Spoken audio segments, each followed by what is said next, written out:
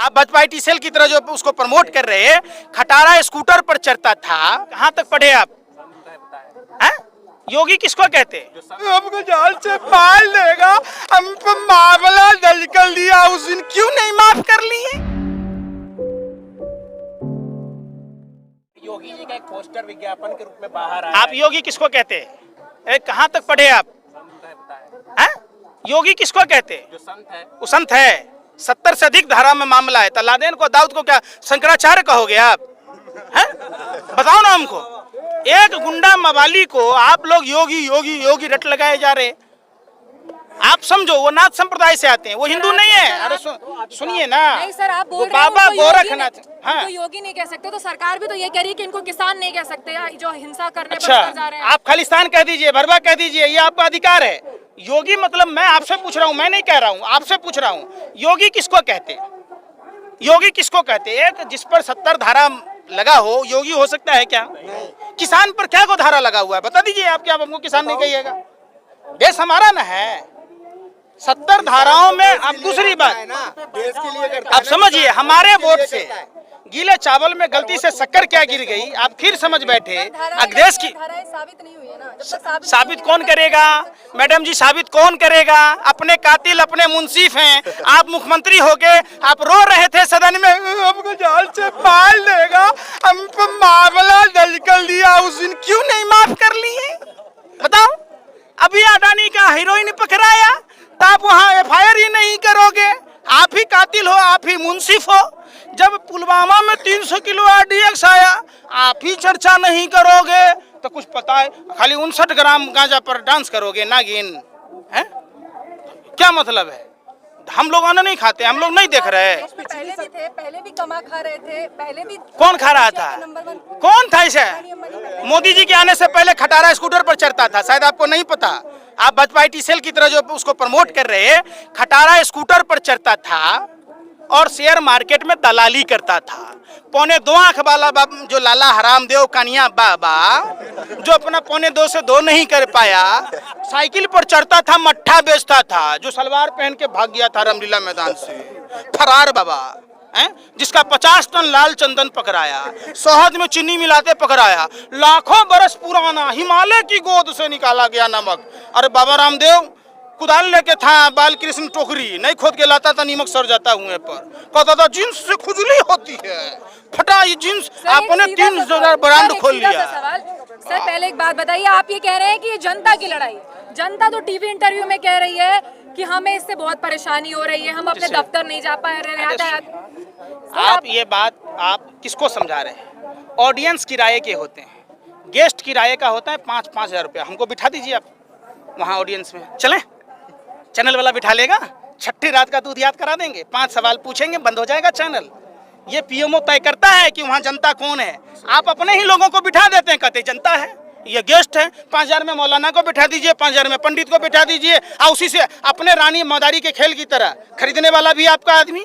बाबू 2 दे दीजिए, हमको बड़ा फायदा हुआ, तो वो आप ही का आदमी रहता है कि 2022 में उत्तर प्रदेश में चुनाव आने वाले, क्या लगता है आपको किसकी सरकार बनेगी? सरकार जिसकी किसान सोच लेगा उसी की सरकार होगी। और किसान को चूंकि नरेंद्र मोदी जी ने लोक लुभावन नारे दिए थे, किसानों की आय दुगुनी होगी, 5 रुपया बढ़ाया है मात्र। देखिए कितना, अरे सुनिए ना, अरे सुन लीजिए भैया, आपने पीयूष गोयल को नहीं सुना? 5 रुपया पे नागिन डांस रहा है। अरे 5 रुपया डीजल पेट्रोल पर बढ़ाते, बाकी वापस ले लो। हमारे यूरिया खाद पर जो दाम बढ़ाए, डीएपी पर बढ़ाए, उसको वापस ले लीजिए। 5 रुपया ने 10 रुपये तुम बढ़ा लो, देखो फिर नागिन डांस। दे रहा इतना सा, अब प्रचार इतना सा। योगी जी ने कहा है कि 25 रुपया गन्ना का रेट बढ़ा दिया हैं, तो 4 साल से का झक मरा रहा था उत्तर प्रदेश का गुंडा वाली मुख्यमंत्री, और 700 रुपया डीएपी पर बढ़ गया, तो इस पर काहे नहीं बोलता है? आप बताओ ना, बिजली के दाम बढ़ गए, डीजल पेट्रोल के दाम डबल से अधिक हो गए, 100 के पार हो गया, तो उस पर बात ही नहीं हो रहा है। क्यों नहीं हो रहा है भैया? मोदी जी हेलमेट पहन के सेंट्रल विस्टा का काम देखने गए थे, टनल में हाथ भी हिला ले। सिक्योरिटी के बिना। है? सिक्योरिटी के बिना टनल में कौन था? प्रधानमंत्री को झूठा प्रचार करने की आदत है, आज से नहीं। ऐसा कोई सगा नहीं जिसको ठगा नहीं। जिस माँ के गर्भ से जन्म लिए, माँ को ठग लिया। जिस पत्नी से शादी किया, पत्नी को ठग लिया। जिस घर में थे तो घर का गहना जेवर चोरी कर लिए, तो घर में बाबूजी का हार्ट अटैक हो गया। गुजरात के मुख्यमंत्री थे तो गुजरात का तो देख ही रहे क्या हाल हुआ। जिस अहमदाबाद शहर का नाम कर्नावती था, ट्रंप की गुलामी में करोनावती बना दिया, पूरे देश में कोरोना की आग में झोंक दिया। प्रधानमंत्री चाहता तो देश को बचा सकता था। जब प्रधानमंत्री बना, ये कोरोना से भी खतरनाक है नमूना वायरस, सबसे खतरनाक वायरस है। और उत्तर प्रदेश की जनता ने बंगाल चुनाव के बाद देखा, जैसे हरियाणा में हाफ, झारखंड में साफ, महाराष्ट्र में सुपरा साफ, और दिल्ली में बाप रे बाप, बंगाल में इनका हुआ था मुंडन साफ, उत्तर प्रदेश में होगा इनका मुंडी साफ। चूंकि 2019 का जो चुनाव हुआ, 17 में 14 में जो छोटे छोटे चुनाव हुए, लोकसभा के, राज्यसभा के, नगर निगम के, लोगों ने देखा टूटी खाट फटा लंगोट, मर गया भाजपा को देकर वोट। सोचा था बनियाइन के ऊपर नहीं शर्ट आएगी, क्या पता था बाद में पतलून भी उतर जाएगी। तो इसलिए लोग सोच समझ के वोट करेंगे। आपको नहीं लगता कि 10 महीने आंदोलन को गिराव में प्रवेश कर चुके हैं, सरकार आपको सीरियस नहीं ले रही है? सरकार क्यों लेगी? मंत्रिमंडल विस्तार कर रहे हैं, जातीय आंकड़े पे कर रहे हैं। मंत्रिमंडल विस्तार इसलिए कर रहे हैं, इनको पता है कि फिर दोबारा हम सरकार में नहीं आएंगे। जब देश का राजकोषीय घाटा बढ़ चुका है तो ऐसे में मंत्रियों को बदलना मतलब पूर्व मंत्री का दर्जा लेकर देश का ही वेतन भत्ता खाएंगे, तो इसका बोझ आम जनता पर पड़ेगा। फिर जो नए मंत्री बनाएंगे वो भी वेतन लेगा।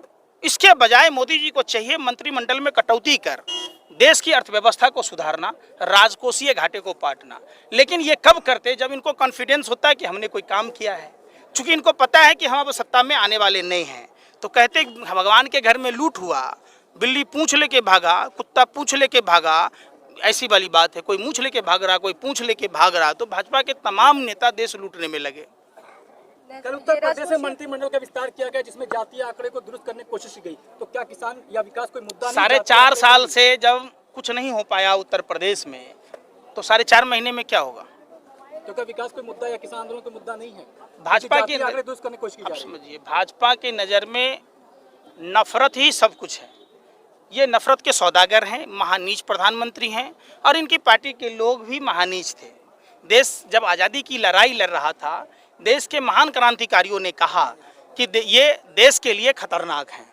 आज रियल में हम लोग बदनसीब हैं जो ऐसे कुकर्मी लोगों को देश की बागडोर दे दिया, जो देश को आज़ाद नहीं होने देना चाह रहे थे। समझिए, आज इसलिए देश को गुलाम बनाया।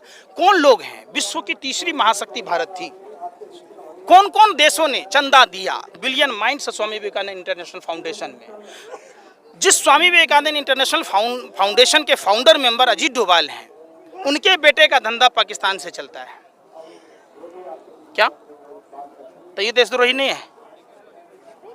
समझिए, देश को एक अंधकार में रखा जा रहा है, पूरी देश को माइंड सेट किया जा रहा है भारत पाकिस्तान हिंदू मुसलमान में, जाति के नाम पर अगरों को पिछड़ों से, दलितों से लड़ाया जा रहा है ताकि देश बेचने में सहूलियत हो।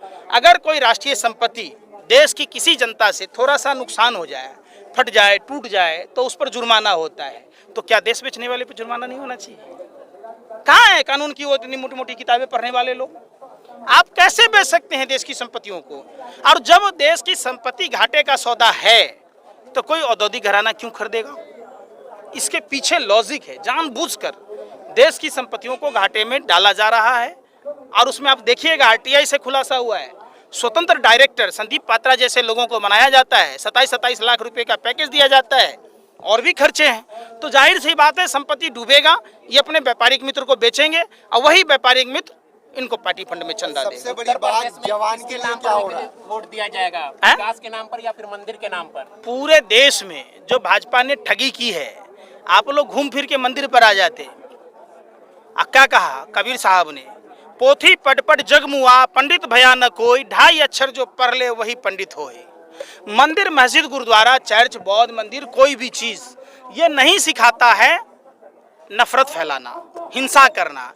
सभी लोग यही सिखाते हैं कि भूखे को खाना खिलाओ, प्यासे को पानी पिलाओ। भारत भूखमरी जैसी महामारी से जूझ रहा है। आप सोच सकते हैं, जिस उत्तर प्रदेश की 25 करोड़ आबादी में से 18 करोड़ लोग राशन के लिए सुबह से शाम तक इंतजार कर सकते हैं, तो देश की समस्या कितनी विकराल हो। खबरों में बने रहने के लिए फोरम 4 को सब्सक्राइब करें और नोटिफिकेशन पाने के लिए बेल आइकन दबाएं।